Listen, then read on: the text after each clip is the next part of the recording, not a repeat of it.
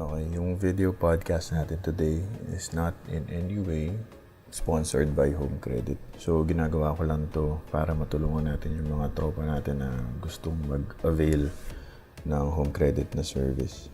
So, ginawa natin is haganap tayo ng top 5 na most common questions sa internet and sa page nila para masagot natin, matulungan natin yung ibang sobrang undecided pa. So, question number 1, how to avail of Home Credit.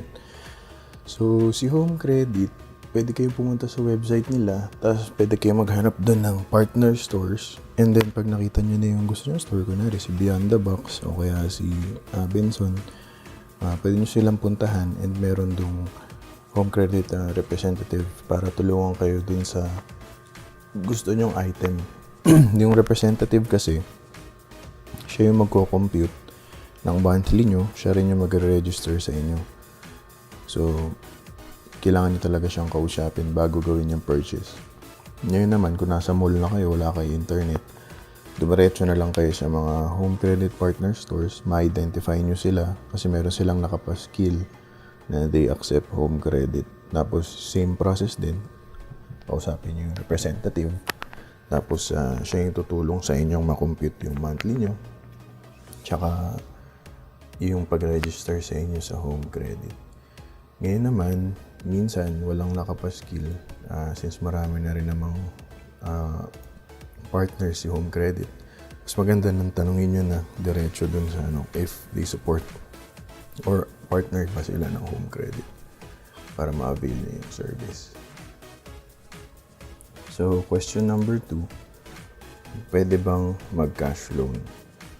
So, sa Home Credit, pwede naman. Pwede kang mag-cash loan. Ang requirement lang nila is sila yung mag-o-offer sa'yo and dapat ka na, existing customer ka na nila. So, hindi pwede yung pupunta ka dun, kakausap ka ng representative, tapos hihingi ka ng cash loan. So, ang process nila is bumili ka muna ng something, kahit anong gamit, under them, bayaran mo ng maganda, yun yung nila criteria nila. Kailangan you're a good customer, good payer. And then sila mismo yung mag-o-offer sa iyo ng cash loan.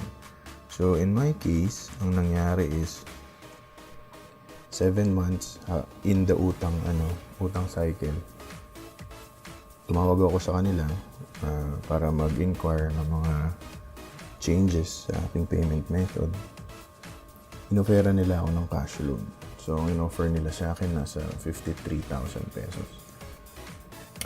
Hindi ko lang siya kinuha that time kasi yung interest niya. So, yung 53,000 yun, gusto nila bayaran ko siya ng 3,000 monthly. 3,300 payable in 3 years. So, nung kinumpit ko yun, inaabot ako ng 100,000. So, medyo doble. Kaya sabi ko, wag na lang muna. Medyo malaki kasi. Pero, kung sa inyo, okay lang yung ganun. Kung kailangan nyo talaga ng pera, at least nandun yung option. Pero for me, hindi ko siya kinuha.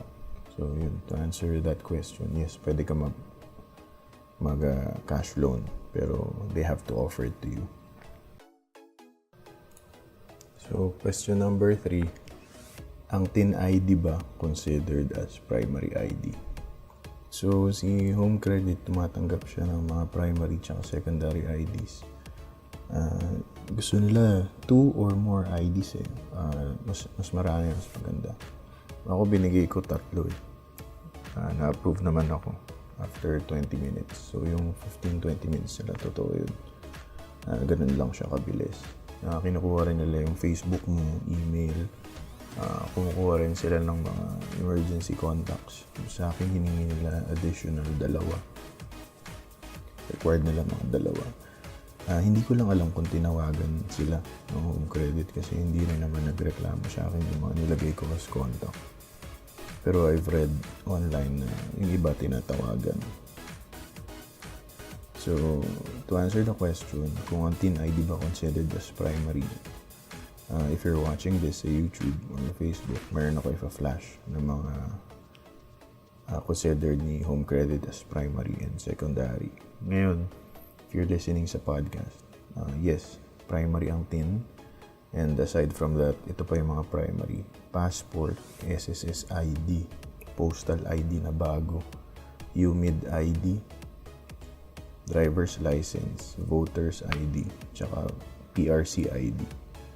Tapos yung mga secondary ID, PhilHealth ID, Postal ID, yung luma, PAG-IBIG, HDMF card, NBI Clearance, company ID, cable internet bills, remittance proof, salary slip with or without company name, certificate of employment, barangay certificate, bank statement, water, electricity bill, phone, mobile bills.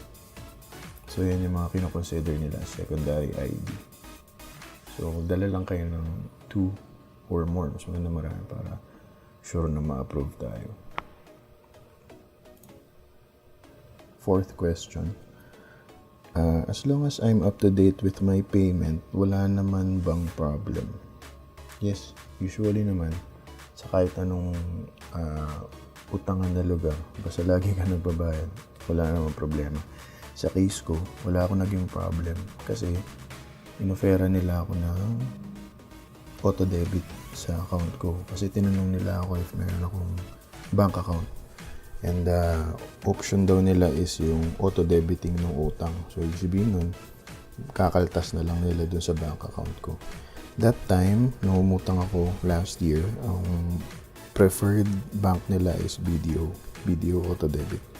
I'm not sure kung meron din sila sa ibang pang banks, pero yung sa case ko, BDO gamit nila. So, nangyayari lang sa akin, every month, kinakaltas nila on the day na pinag-agreehan namin, which is every 12 ng buwan.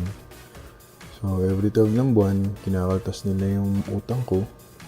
Nire-remind nila ako 3 days before, so that's every 9th ng buwan. Makakuha ako ng text. Sinasabi nila sa akin na, "Hi, kindly keep your account filled with money para pag nagdeduct kami, hindi magsasara." So, yun lang yung reminder nila sa akin na magbabawas na sila. Pero, aside from that, wala namang makukulit na tumatawag sa akin kamukha na nakikita ko sa internet. Nung 7th month ko rin, tumawag ako sa kanila and I asked them kung pwede ba akong mag-shift from auto-debit to manual payment. So, nag-manual payment ako for 2 months. Wala rin problem. Kasi I make sure na babayaran ko siya even before yung 3 days pa na reminder nila. So, bago pa mangyari yun, nagbabayad na ako. And ganun din. Nakakuha lang ako ng notice sa kanila na kailangan ko na siyang bayaran 3 days before. Pero wala nang problem kasi paid ko na. Wala rin tumatawag sa akin na ganun. Hindi rin naman tinawagan yung mga emergency contact ko. So, yun lang naman siya. Make sure you pay it para wala na tayong problem. Kasi feeling ko, yung mga ganung problem, nag-a-arise lang yan kapag kunwari. Siyempre, nagkaroon ng doubts yung credit na babayaran. So, question number 5. Meron ba kayong bad experience sa home credit? So, me, personally, wala. Smooth lahat. Sabi ko nga, smooth kasi I paid on time. And naka-auto-debit ako. So, binabawas nila lahat ng utang ko sa account ko nang wala akong delay sa payment. As in, I just keep it funded and then binabawasan na nila. And then, yun lang. I-remind nila ako. Pupondohan ko. So, okay na. So, wala akong bad experience. Hindi rin nila ako tinatawagan, ginugulo. Emergency contacts ko, hindi rin nila ginugulo. Inoferan lang nila ang cash loan. Ako pa yung tumawag sa kanila. So, hindi nila ako kinukulit. Kahit na eligible na ako for that. Yung emails nila, sakto lang din naman. Puro reminders lang, pero hindi siya spam. Wala akong nakukuhang spam texts or what.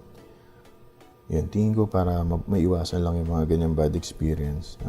Just keep paying your utang on time. On time or earlier, mas maganda. Stop missing it.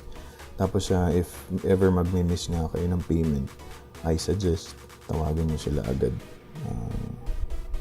bago yung next payment mo para masettle nyo kung ano man yung problem. Hindi ka makakabayad na yan. Para hindi rin siguro mawalan sila ng confidence. I'm sure nire-rate din nila kayo as someone na umutang sa kanila. So, yun, para maiwasan yung bad experience, bayaran nyo lang na maayos yung utang nyo, din ko okay na. Ako wala akong experience. Okay, so bonus question tayo. How much is the down payment for an item that I want? So, kunwari, mayroon na kayong minamatang item, like yung bagong mga phones. Kaya gusto nyo na yung mga P20 Pro, ganyan, okay.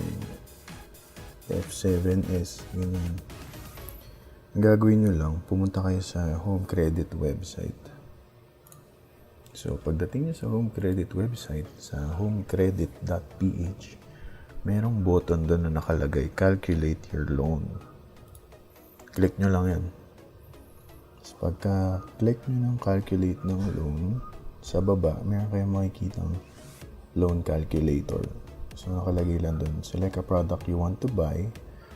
Pili kayong category kung cellphone, electronics, appliance, or furniture.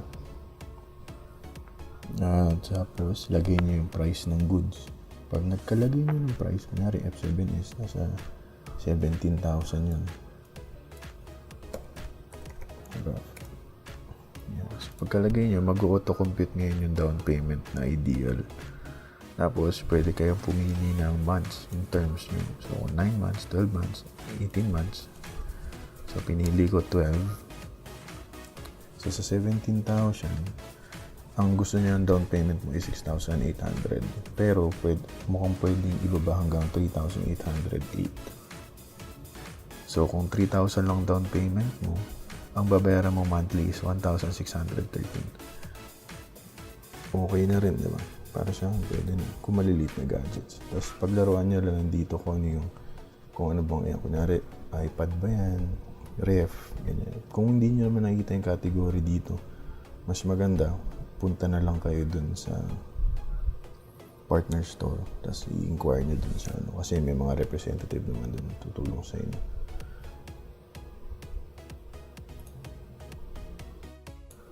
Yun, so that's it for today. Sana nakatulong ako dun sa mga ibang may mga tanong. Ngayon, kung hindi pa namin nasasagot yung tanong nyo, magsulat na lang kayo sa comments sa baba or sa YouTube, Facebook, or sa SoundCloud. Maglagay kayo ng questions para masagot natin. Tulungan natin kayo sa desisyon na mag-home credit. Pero personally, for me, after ng loan ko, kung tatanungin nyo kung kukuha ba ako ulit, yes, may chance naman na kumuha ako ulit. Kasi wala akong credit card eh.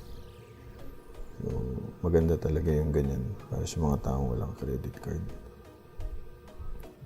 If meron pa kayong questions, comment nyo lang sa baba. If hindi pa kayo satisfied, abangan nyo yung ipopost namin na story ko regarding my home credit experience. So ito parang short lang tayo, diretso lang sa mga tanong. Kung gusto nyo pa talagang pakinggan yung experience, ano nangyari, pwede nyo rin pakinggan yung ipopost namin yun.